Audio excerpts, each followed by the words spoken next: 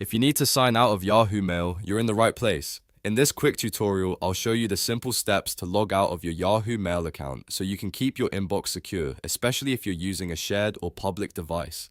This is fast, easy, and only takes a few seconds. If this video helps, please hit the like button and subscribe for more helpful tutorials. Alright, let's get started. First, open Yahoo Mail in your browser or app and make sure you're signed in to the account you want to log out of.